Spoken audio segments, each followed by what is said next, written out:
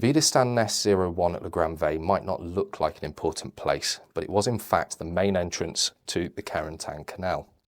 So before the Allies liberated the battery, its purpose was to stop any amphibious assault into the port of Carentan. It is also the most southerly resistance point in the Utah Beach area. The port at Carentan itself is quite small and used today as more of a pleasure port, but the town itself was a key strategic crossroads town in World War II that linked Omaha and Utah Beach. And it was of great importance to both sides, and the scene of some intense fighting. WN01, manned by the 2nd Company of the 919th Grenadier Regiment, part of the 709th Infantry Division, that was instrumental in the failure to defend Utah Beach. Its commander was actually based a couple of kilometres to the northwest of WN01 at Pooperville, with around 60 men, directly in the path of Utah Beach's Exit 1, and thus a priority target for the 101st Airborne.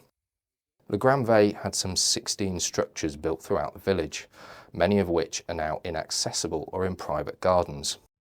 And one of the group shelters, a type WF2A, is even in the restaurant's car park. For the emplacements that I cannot access, I will try to use footage from other locations to illustrate what they looked like. The defensive positions mainly consisted of machine gun nests like Tobruks.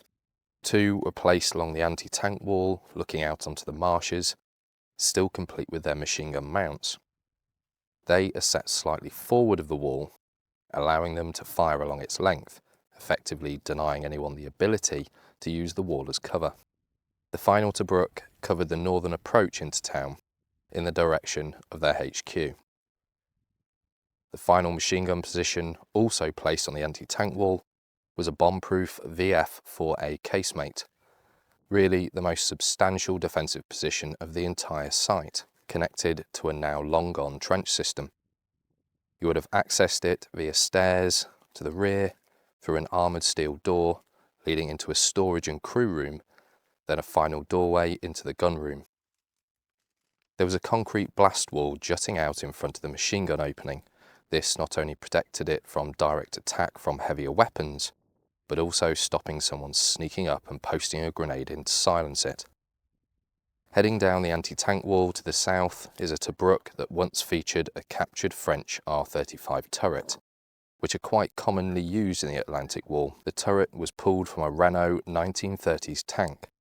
The tank's production began in 1935, hence R for Renault and 35 for its year.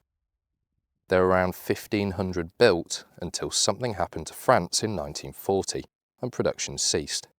It had a 37mm main gun that, like the tank itself, was quite obsolete, and a 7.5mm coaxial machine gun.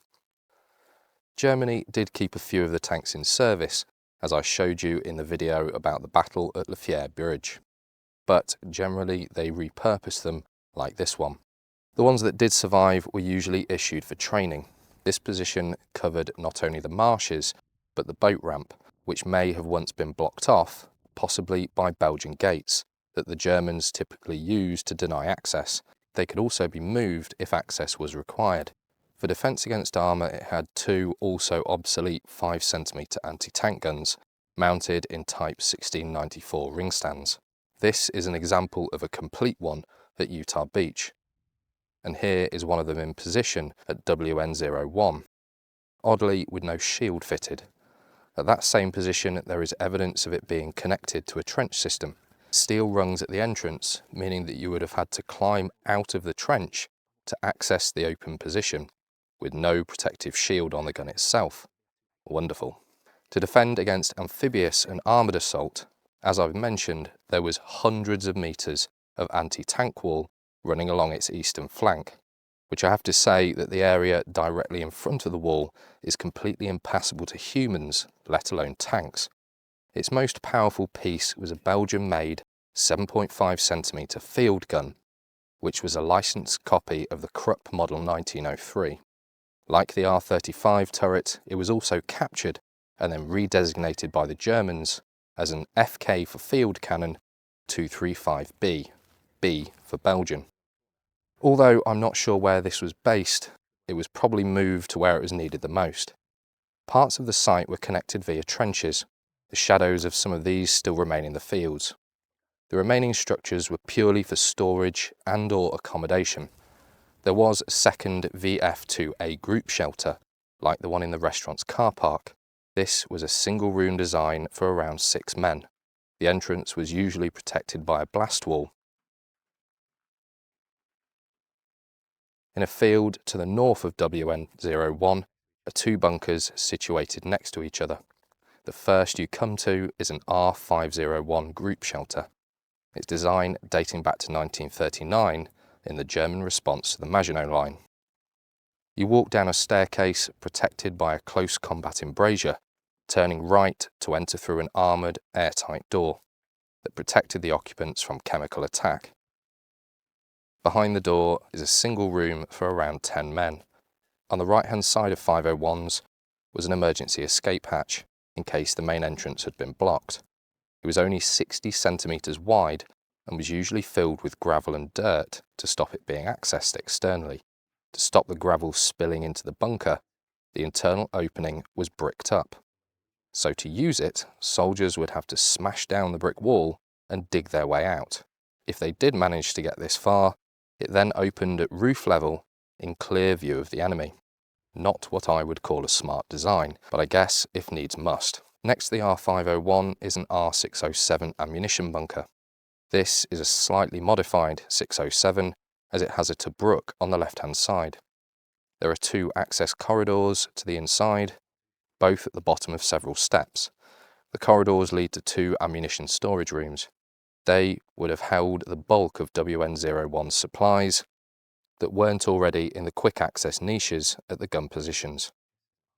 Realistically, WN01 drew the short straw in terms of its equipment, lacking not only quality but also quantity.